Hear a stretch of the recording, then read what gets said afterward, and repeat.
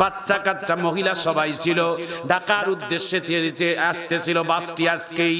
আমার ভাইদান, আমার বন্ধুগণ, সন্ধ্যার আগে আগে ঘটনাটা বাংলাদেশে দৌলতপুর সেই নদীর কিনারায় যখন একটা জাহাজের মধ্যে যখন বাসটা উঠেছিল, বাসটা ব্রেক ফেল করে বাসটা প্রায় 50 জন 60 জন যাত্রী নিয়ে জাহাজ থেকে পাড়ি দিয়ে পানির ওপারে যায় নদীর মধ্যে পড়ে গেছে।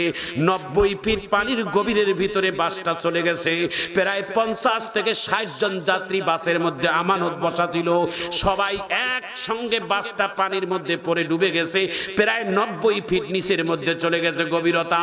আমার ভাইজান, আমার বন্ধুগণ, মাত্র 7 থেকে 8 জন যাত্রী পানির থেকে ভেসে উঠছে। এখনো প্রায় 40-45 জনের মতো যাত্রী নিখোঁজ। এতগুলো যাত্রী ছিল, একটা 7-8 বছরের বাচ্চা।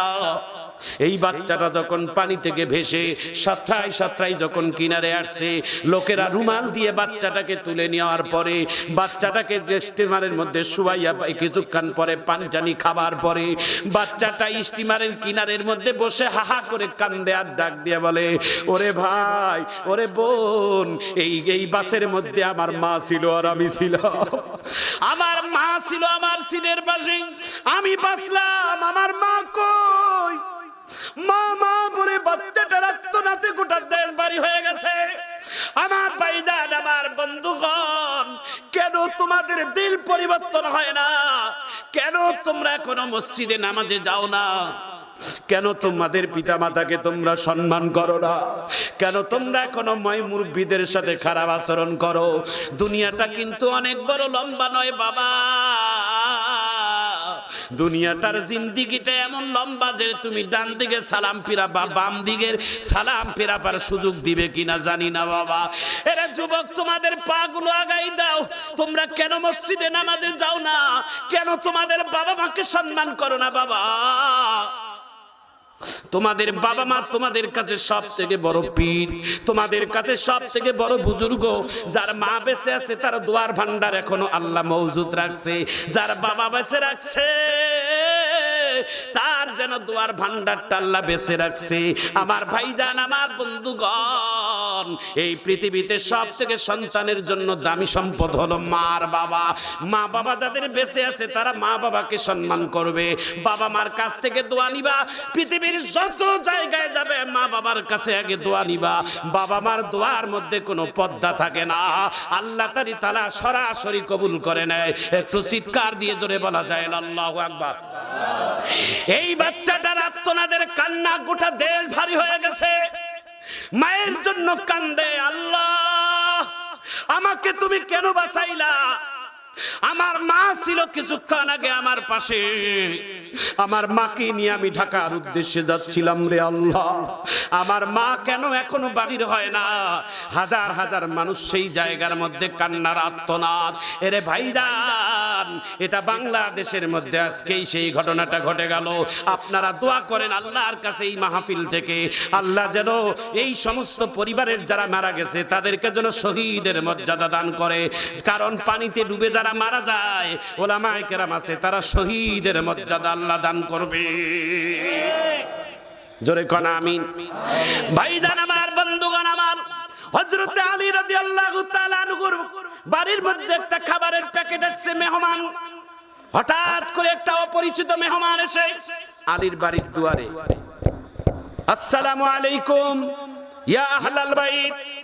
হযরত আলী দরজা খুলে দেখে পা থেকে মাথা পর্যন্ত সুন্দর দামি পোশাক, হাতের মধ্যে একটা খাবারের প্যাকেট,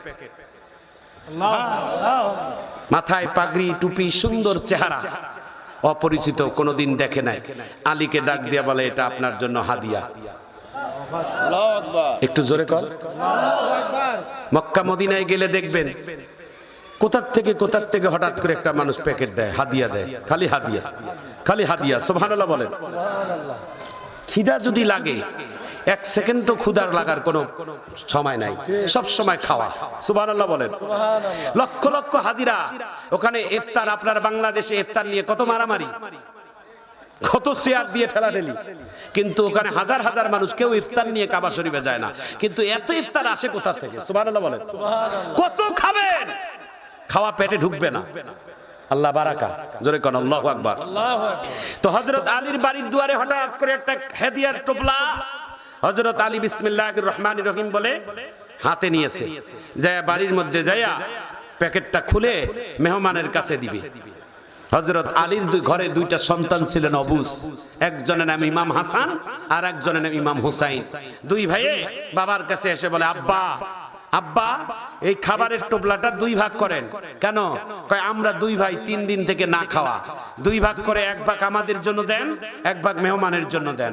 হযরত আলীর ইমানের শক্তি বেশি, ডাক দিয়ে বলে, বাবা আমি তো এই মেহমানের জন্য খাবার চাইছি আল্লাহর কাছে, আল্লাহ পাঠাই দিয়েছে, তোমাদের জন্য এটা খাবার নয়, তোমরা বাঁচলে খাইও, না বাঁচলে পরে খাইও।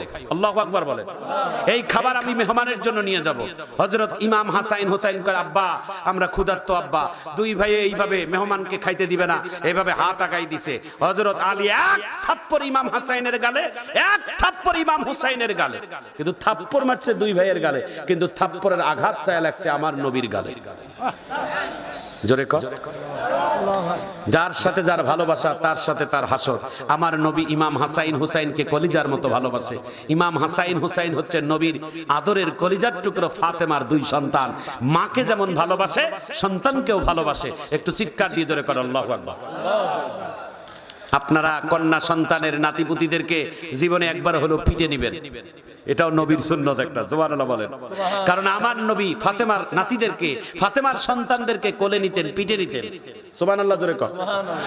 ইমাম হাসান হুসাইন যখন থাপ্পড় খাইছে, বাবার শক্ত হাতের থাপ্পড়ে ইমাম হাসাইন থমকে বসে গেছে, ইমাম হাসাইন বসে গেছে। এবার হযরত আলী খাবারের প্যাকেটটা নিয়ে মেহমানের কাছে যায় হাজির। মেহমানের কাছে যাইয়া দেখে মেহমান নাই, মেহমান পালিয়ে গেছে, মেহমান গায়েব হয়ে গেছে। হযরত আলী খাবারের টোপলাটা বাড়ির মধ্যে এনে ফিকে দিয়ে বলেন, নে খাবার খাও, জনমের খাবার খাও। তোমার দুই ভাইয়ের চিল্লা চিল্লিতে মেহমান শুনতে পেরে লজ্জায় পালিয়ে গেছে।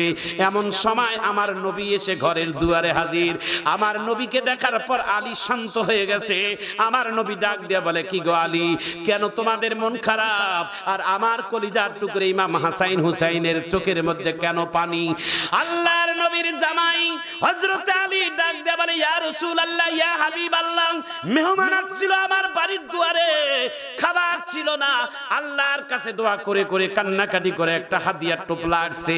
এই হাদিয়ার টোপলাটা মেহমানের জন্য নিয়ে যাইতে চাইছিলাম। আপনার দুই কলিজার টুকরো নাতি ইমাম হাসাইন হুসাইন বাধা দিয়েছে, আমি এই জন্য থাপ্পড় দিয়েছি। আল্লাহর নবী ডাক দিয়ে বলে, আলী তুমি ইমাম হাসাইন হুসাইনের গালে যখন থাপ্পড় মারছো রে, আমি বিশ্ব নবীর কলিজার মধ্যে তখন যায় আঘাত লাগছে। কারণ আমি বিশ্ব নবী আমার কলিজার টুকরো ইমাম হাসাইন হুসাইনকে অনেক ভালোবাসি। জোরে কর আল্লাহর নবী এই কথা শোনার পর আলী থমকে গেছে। নবী ডাক দিয়ে বলে, এবার বলো কি হইল? বলে, খাবারের টোপলাটা নিয়ে যখন মেহমানের কাছে গেলাম, মেহমানের কাছে যাইয়া দেখি মেহমান নাই। মেহমান এদের চিল্লা চিল্লিতে লজ্জা পেয়ে পালিয়ে গেছে। আল্লাহর নবী মুস্কি হাসি দিয়া বলে, না না আলী পালায় নাই, পালায় নাই। বলে, কেন, কি হইল ঘটনা? আমার নবী ডাক দিয়ে বলে, আমি নবী যা দেখি যা শুনি তোমরা তা দেখো না, শোনো না। তোমার বাড়িতে যে একটা মেহমান আসছিল, এটা মেহমান নাই রে আলী, এটা আল্লাহ তাআলা তোমার ইমানের পরীক্ষা করার জন্য তোমার বাড়িতে আল্লাহ তাআলা একটা মেহমান রূপ নিয়া আল্লাহ ফেরেশতা পাঠাইছে। তোমার কাছে যে খাবারটা আসছে, এই খাবারটা দুনিয়ার কোন হোটেলের খাবার না, দুনিয়ার কোন মানুষের বাগানের ফলমূল না, এই খাবারটা একটা জান্নাতের খাবার। এই প্যাকেটটাও জান্নাতের ইনটেক প্যাকেট। এই প্যাকেটের মধ্যে যা কিছু খাবার আছে এটা আল্লাহর জান্নাতের খাবার। আর যেই মেহমানটা আসছিল দুনিয়ার কোনো মেহমান নয়, এটা আল্লাহর ফেরেশতা তোমার ঈমান পরীক্ষা করার জন্য। আলী ডাক দিয়া বলে, বলেন আমার ঈমানে পাস হইলাম না ফেল হইলাম? আমার নবী মুস্কি হাসি দিয়া বলে, আলী রে, তোমার ঈমানের পরীক্ষায় তুমি 100তে 100 নাম্বার পেয়েছো। হাত তুলে আল্লাহু আকবার বলেন, জোরে বলেন আল্লাহু আকবার। এইভাবে হাতটা নাড়া দিয়ে জোরে আল্লাহু আকবার বলেন। আপনাদের কাছে আমার শেষ অনুরোধ, মেহমান আসলে কোনোদিন বিরক্ত হবেন না। মেহমান এটা আল্লাহর পক্ষ থেকে নেয়ামত, আমিন বলেন। ছোটদেরকে দেখলেও সালাম দিবেন, বড়দেরকেও দেখলে দিবেন, মুরব্বীদেরকে দেখলেও দিবেন। সালাম চালু রাখবেন সমাজের মধ্যে। যেটা আপনার দুশমন ওটাকেও সালাম দিবেন, আমিন বলেন। দুশমনকে দেখলেও সালাম দিবেন। আপনি জানেন ওই লোকটা আমার দুশমনি করে, দেখলে কবেন আসসালামু আলাইকুম। দুশমনটা কবে এটা কয় কি রে, আমি এর দুশমনি করি আমারে সালাম দেয়। দ্বিতীয়বার সালাম দিবেন, তৃতীয়বার সালাম দিবেন, চতুর্থবারের দিন দুশমনিটা দুশমন থেকে বঞ্চিত হয়ে বন্ধুত্বে পরিণত হয়ে যাবে। জোরে কোন আমিন। ঘরের মধ্যে সালাম চালু রাখবেন। আম্মা, যেই ঘরে স্বামী স্ত্রী সন্তান সন্ততির মধ্যে সালাম বিনিময় হয় ওই ঘরে অশান্তি থাকে না, ওই ঘরে শয়তান প্রবেশ করে না, ওই ঘরে আল্লাহর রহমত বর্ষিত হয়, আল্লাহর শান্তি বর্ষিত হয়। জোরে কোন আমিন। সবাই সালাম দেব তো ইনশাআল্লাহ। আজকে গিয়ে বাড়িতে প্রথমে মা বাবাকে সালাম দেব, আমাদের সন্তানদেরকে সালাম দেব, স্ত্রীদেরকে সালাম দেব। আমার নবী তো নিজের স্ত্রীদেরকে কোনোদিন সালাম দেওয়ার, তার স্ত্রীরা সালাম দেওয়ার সুযোগ পায় নাই। আমার নবী তার আগে সালাম দিতেন। জোরে কোন আমিন। একটা আমলের কথা বলি, রাসূল সাল্লাল্লাহু আলাইহি ওয়াসাল্লাম বলেন, যে ব্যক্তি এই আমলটা করবে আর ওই দিনে যদি মারা যায়, আল্লাহ তাকে শহীদের মর্যাদা দান করবে। জোরে কর আমিন। কি আমল?